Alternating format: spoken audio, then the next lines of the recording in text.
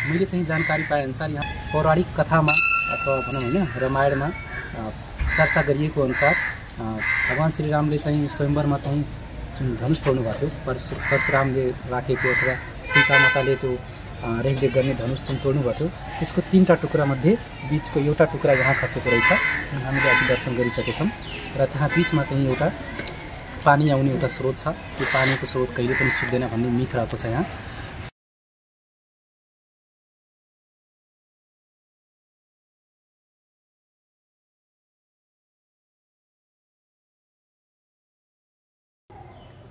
सम्पूर्ण श्रोताहरूलाई नमस्कार।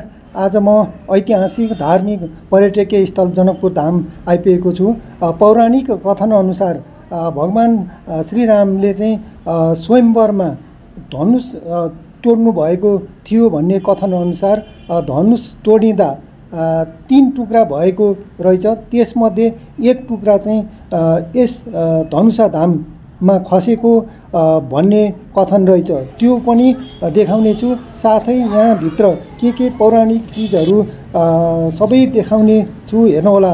साथै भिडियो पुरा हेरेर कमेन्टमा जय धनुषा धाम लेख्नुहोला। धन्यवाद।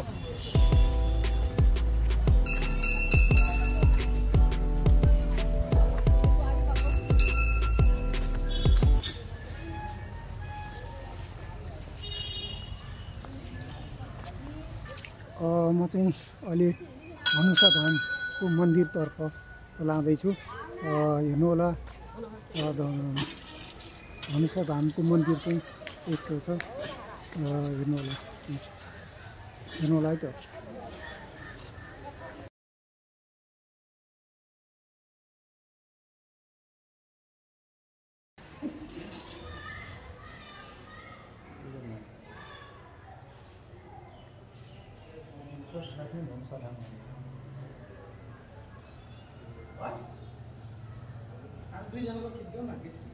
यहाँको विशेषता चाहिँ यहाँ एउटा खाल्टो छ, प्वाल छ। यो पानी चाहिँ कहिल्यै नसुक्ने रहेछ। हेर्नु होला, यस्तो छ। यो पानी लिएर हामीले चढाउनु पर्छ।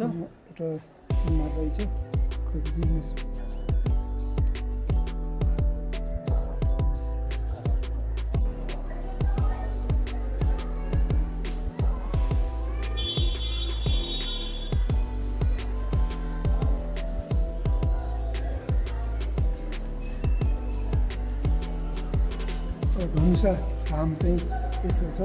यो चाहिँ पानी गर्ने यहाँ पैसा यस्तो छ।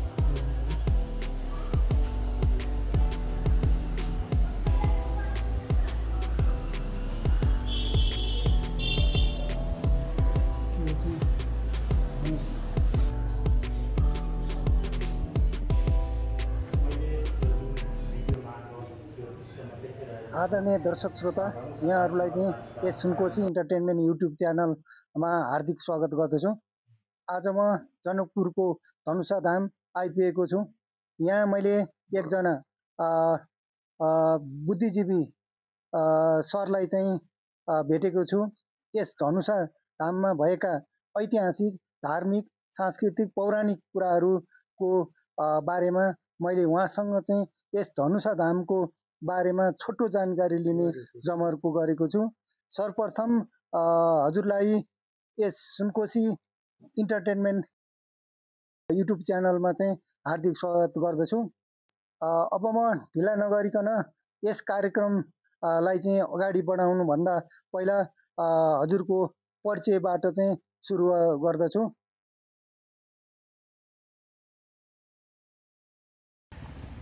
सबैले नमस्ते। मेरो नाम चाहिँ डाक्टर गङ्गाराम यादव हो। मेरो घर चाहिँ कपिलवस्तु हो।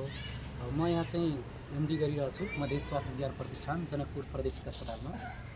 मलाई पनि धेरै कुरा त पर्सनल्ली चाहिँ थाहा छैन। मैले यहाँको मान्छेहरूसँग सुनेर थाहा पाएको कुराहरू छ। सो आज हामी यो जनकपुरदेखि जानकी मन्दिर भनौँ होइन, जानकी मन्दिरदेखि 16देखि 18 किलोमिटर टाढा अवस्थित धनुषा धाम नगरपालिका स्थित धनुषा धाममा छौँ है। मैले चाहिँ जानकारी पाएअनुसार यहाँको व्यक्तिहरूबाट, जुन कि मेरो पनि 1.5 वर्ष यहाँ बसाइ हो, उहाँहरूबाट थाहा पाएको अनुसार पौराणिक कथामा अथवा भनौँ होइन रामायणमा चर्चा गरिएको अनुसार भगवान श्रीरामले चाहिँ स्वयंवरमा चाहिँ जुन धनुष तोड्नु भएको थियो परशुरामले राखेको अथवा सीता माताले त्यो रेखदेख गर्ने धनुष जुन तोड्नु भएको थियो त्यसको 3टा टुक्रामध्ये बिचको एउटा टुक्रा यहाँ खसेको रहेछ। हामीले अघि दर्शन गरिसकेछौँ र त्यहाँ बिचमा चाहिँ एउटा पानी आउने एउटा स्रोत छ। त्यो पानीको स्रोत कहिले पनि सुक्दैन भन्ने मिथ रहेको छ यहाँ। सो एउटा चाहिँ जनकपुर आउने जानकी मन्दिर आउने व्यक्तिहरूको लागि एउटा राम्रो स्थल हो र हेर्दाखेरि पनि एकदमै धार्मिक भाइब्स आउँछ। सो कोही पनि आउनुभयो यदि जानकी मन्दिर जनकपुर धाम भने एकपटक भिजिट गर्नुहोला। यो जनकपुरमा छिर्दै शहीद गेट निराबाट चाहिँ पूर्वतिर आउने बाटो हो, त्यहाँबाट 15 किलोमिटर पर्छ र एकदम खुसी लाग्यो सरसँगमा पनि ऱ्यान्डम भेट भएको र हस् थ्याङ्क यू सर। हजुरले यस धनुष मन्दिरको बारेमा यहाँले जे जति बुझ्नुभयो जान्नुभयो त्यो कुराहरू हाम्रो दर्शक श्रोताहरूलाई जानकारी गराउनुभयो, यसको लागि हामीलाई मुरी धन्यवाद छ। र यस्तै यो जनकपुर धनुषा जिल्लामा पर्ने यो जुन जनकपुर एरियामा धेरै ऐतिहासिक पौराणिक र महत्त्वपूर्ण मठ मन्दिर लगायत तलैयाहरू पनि छन् भन्ने कुराहरू मैले सुनेको थिएँ। र हजुर यो जुन जनकपुरको यो 1.5 वर्ष 2 वर्षको बसाइको अनुभवमा यहाँ अरू यस मन्दिर बाहेक यो जुन धनुष मन्दिर बाहेक अरू पौराणिक ऐतिहासिक कुराहरू तलैया लगायत यहाँका जुन पुराना कुराहरू चाहिँ के रहेका छन् त यहाँ हजुरको जानकारीमा केही छ कि? सबै मलाई थाहा नहुन पनि सक्छ। मैले एकदम प्रिफर गर्ने अथवा अब जो दर्शक यहाँ आउनुभएको छैन उहाँलाई यसो भन्न चाहन्छु, यदि जानकी मन्दिर आउनुभयो भने जानकी मन्दिरको किनारमै एउटा राजदेवी मन्दिर छ जुन राजा दशरथको चाहिँ पीठ मन्दिर भनौँ एकदम प्रसिद्ध छ। त्यहाँ यदि हामीले केही भाका मागेको छौँ भने त्यहाँ एकदम पुरा हुन्छ र त्यहाँ दसैँमा चाहिँ बलि दिने पनि प्रथा रहेको छ। सो व्यक्तिले मानेको कुराहरू त्यहाँ एकदम पुरा हुन्छ। सो राजदेवी मन्दिरमा छुटाउनु होला। अनि त्यहाँबाट चाहिँ 500 मिटरको दूरीमा रहेको गङ्गासागर आरती, जसरी पशुपतिनाथमा चाहिँ एउटा साझातिर आरती हुन्छ त्यसरी नै यहाँ जनकपुरको एकदम प्रसिद्ध र एकदम धेरै मान्छेको भिड हुने र एकदम धार्मिक भाइब्स आउने गङ्गासागरको आरती हुन्छ, त्यो पनि नछुटाउनु होला। त्यसपछि विवाह मण्डप, एउटा जानकी मन्दिरको साइडमा विवाह मण्डप छ तर मेन जुन ओरिजिनल भनौँ होइन विवाह मण्डप छ त्यो मणिपाल एरिया भन्ने जनकपुरदेखि अलि मुजेलिया चौकबाट भित्र जाने भनेको त्यो एउटा विवाह मण्डप, त्यो नछुटाउनु होला।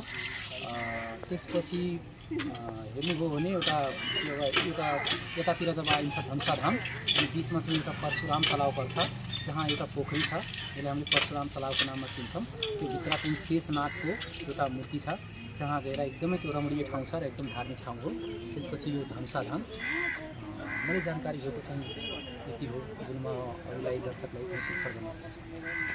हुन्छ, हजुरले जति पनि यस धनुषा एरियामा अथवा जनकपुर एरियामा भएका पुराना ऐतिहासिक सांस्कृतिक र पौराणिक कुराहरूलाई जे जति जान्नुभयो र जे जति बुझ्नुभएको छ र थाहा पाउनुभएको छ त्यो कुराहरू हाम्रो तमाम दर्शकहरू समक्ष राखिदिन्छु। यसको लागि धेरै धेरै धन्यवाद।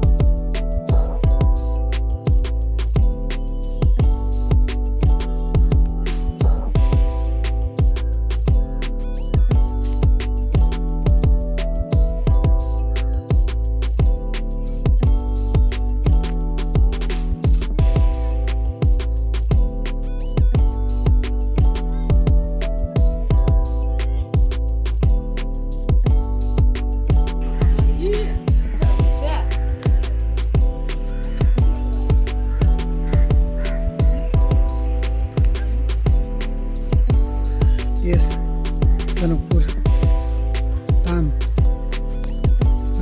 भित्र चाहिँ अनेक थरीको विभिन्न मन्दिरहरूको आकृति, राम सीता जानकी मन्दिर